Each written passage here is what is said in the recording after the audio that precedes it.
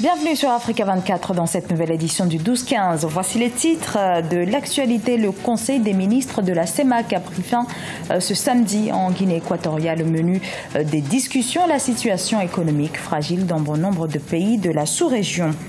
En Guinée, 60% du réseau routier est détérioré. Le gouvernement annonce des travaux pour leur remise à niveau. 1000 milliards de francs guinéens doivent être mobilisés. Lomé, capitale togolaise, a vibré jusqu'au 28 octobre au rythme de la Biennale des danses nouvelles africaines. Ce rendez-vous a mis à l'honneur danseurs et chorégraphes togolais, mais pas seulement.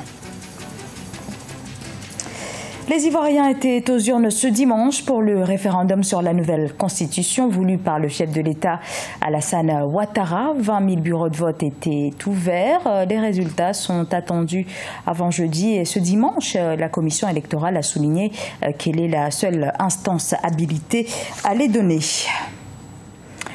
Le Conseil des ministres de la Communauté économique et monétaire de l'Afrique centrale, ouvert ce 24 octobre, a pris fin ce samedi en Guinée équatoriale. Une rencontre largement consacrée à la conjoncture économique des États membres de la CEMAC, mais également au choix du siège de l'organisation régionale. Reportage Serge Kofi. Le siège de la CEMAC, la Communauté économique et monétaire de l'Afrique centrale, provisoirement installée en Guinée équatoriale. L'accord de réception des nouveaux locaux de l'institution a été signé ce samedi 29 octobre entre le président de la Commission, Pierre Moussa, et le ministre de l'intégration régionale équato-guinéen, Balthazar Ngonga Edjo. En s'installant ici à Bané, en périphérie de la capitale équato-guinéenne, l'institution régionale ressort de son errance et pourra désormais faire face aux défis de la communauté en proie à une double crise, financière et économique. Les chefs d'État nous en ont déjà montré le chemin. Ils ont décidé d'un programme économique régional au plan économique, financier et monétaire, bancaire. Donc c'est ce programme-là qui, dans les semaines et les mois qui viennent, qui vraiment constituera une des activités les plus importantes au niveau de l'ensemble de la sous-région. La réforme du modèle économique des 6 pays de la CEMAC devra occuper les activités de l'institution durant l'année 2017. La majorité d'entre elles ont une économie de rente et font face aux défis de la libération des marchés. Dans ce contexte, l'intégration régionale aussi tarde à se mettre en place. La question de la libre circulation est désormais entre les mains d'Interpol, qui est une police internationale. Elle doit assister la communauté pour compléter les éléments que la CEMAC a proposés en ce qui concerne les équipements des frontières et la formation des policiers. Les États, quant à eux, de manière particulière, doivent mettre à disposition le personnel pour que le contrôle des frontières se fasse dans les meilleures conditions. Le 30 juillet 2016, lors du sommet extraordinaire de la CEMAC, les chefs d'État de l'organisation ont confié au président du Congo, Denis Sassou Nguesso, la mise en place d'un comité de pilotage chargé de trouver une solution régionale à la crise économique que traverse la région. 3 mois après, le budget et le plan d'action de ce comité se font entendre. En Afrique du Sud, la pression s'accentue sur le parquet dans l'affaire qui l'oppose au ministre des Finances Pravin Gordhan, poursuivi pour fraude. Malgré les rumeurs, le bureau du procureur dément tout abandon des poursuites. Une audition du ministre des Finances devrait d'ailleurs se tenir ce mercredi 2 novembre. Attijari Wafa Bank, le groupe bancaire marocain et son actionnaire majoritaire, la Société nationale d'investissement, sont désormais actionnaires à part égale de la compagnie Wafa Assurance. Wafa Assurance présente au Maroc et dans 4 autres pays du continent, dont la Tunisie, la Côte d'Ivoire, le Sénégal ou encore le Cameroun. Plus de la moitié du réseau routier guinéen se trouve actuellement en état de dégradation. Se déplacer est devenu un réel défi sur les principaux axes routiers. Face à l'inquiétude des usagers, les autorités annoncent un vaste programme de réhabilitation. Reportage notre correspondant en Guinée, Emmanuel Milimono. Se déplacer dans Conakry, de la capitale guinéenne, relève actuellement d'un parcours de combattants.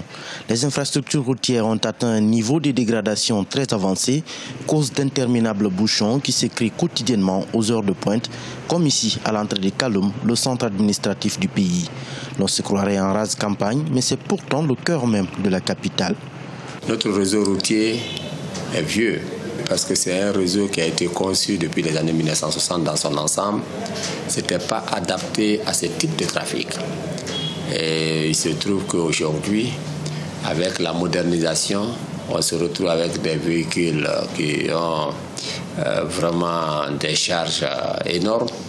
Et alors que les structures anciennes n'étaient pas calculées par rapport à ce type de trafic. Selon des spécialistes, au moins 60% du réseau routier guinéen est dans un état de dégradation et le secteur enregistre une croissance de trafic annuelle moyenne de 4,5%.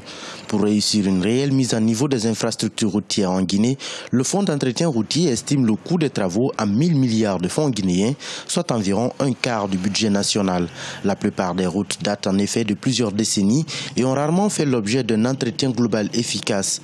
L'état de la route nationale numéro 1 en dit long sur ce calvaire des usagers. Nous venons de relancer beaucoup de chantiers, bien que ça évolue graduellement, parce qu'il y a, par exemple, la corniche nord qui a commencé déjà à partir de Tombo jusqu'au niveau du port.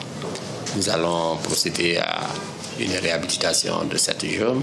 Et également, on avait lancé des marchés à l'intérieur avant la saison des pluies, mais qui ont connu l'arrêt à cause de la saison des pluies. Ces chantiers ont également redémarré. Il s'agit de l'abbé Mali, l'abbé Tougué, d'Abola Farana.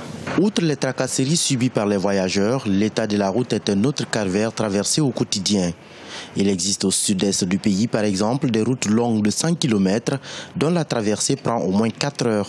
En 2012, l'ensemble des routes faisait un total de 44 301 km. Sur les 7 500 km de routes nationales, seuls 2 346 km sont revêtus. Selon le ministère des Travaux publics, un programme de reprofilage est en cours d'élaboration. Il devrait toucher une bonne partie du réseau routier national. De la danse avec la Biennale des danses nouvelles africaines qui s'est tenue à Lomé jusqu'au 28 octobre. Cette édition a été très contrastée entre le contemporain et le traditionnel. Reportage d'Emefa Kofi, notre correspondante au Togo. Mouvements coordonnés des différentes parties du corps, expression du visage et des doigts, en chorégraphie des danses traditionnelles, tout a un sens. Le 28 octobre 2016, à l'apothéose de la Biennale des danses nouvelles africaines, des danseurs professionnels venus de la sous-région ont tenu en haleine le public. C'est le cas d'Hervé. Pendant une dizaine de minutes, il a présenté les profondeurs de la tradition béninoise. Il a créé la surprise avec cette poudre qui a changé le cours de son spectacle.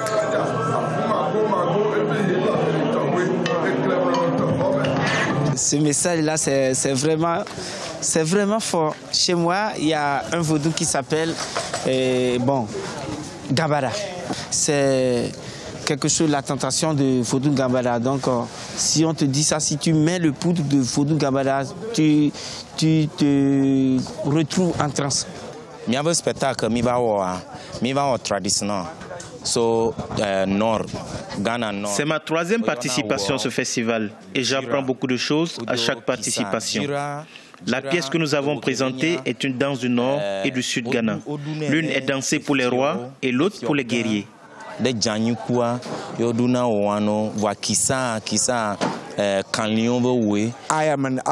Je suis africain.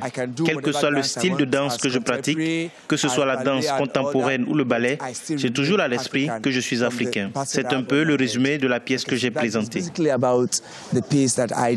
À Lomé, la capitale togolaise, l'édition 2016 de la Biennale des danses nouvelles africaines a réuni des danseurs et chorégraphes du Togo et d'ailleurs. L'objectif des premiers organisateurs est de célébrer l'Afrique à travers ses jeunes talents. Nous avons fait un constat qu'il n'y a pas de plateau pour permettre aux jeunes chorégraphes, aux danseurs de s'exprimer.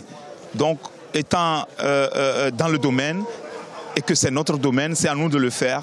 Nous avons mis sur place ce plateau. Il n'y a pas de prix, mais ce que vous avez fait, vous venez le présenter. Et vous venez le vendre au public, vous venez le faire voir au public, vous venez recevoir des critiques. Voilà le but de ce festival. L'une des richesses que regorge l'Afrique sont ces danses qui symbolisent la richesse culturelle du continent. Pour mieux les valoriser, la Biennale des danses nouvelles africaines a été initiée. Rendez-vous en 2018 pour la prochaine édition. Ce journal a été réalisé par l'ensemble de la rédaction. Nous vous remercions pour votre fidélité. Dans un instant, une nouvelle édition de l'actualité sur Africa 24.